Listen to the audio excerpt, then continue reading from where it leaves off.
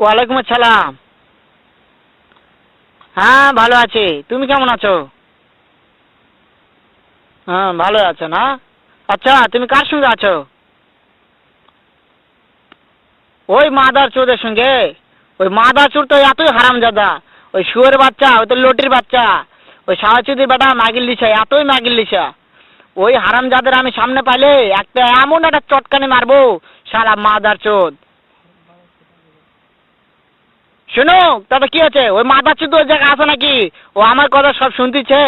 ওই সাহাচুদির বেটাকে শুনে শুনে আমি বেশি বলবো।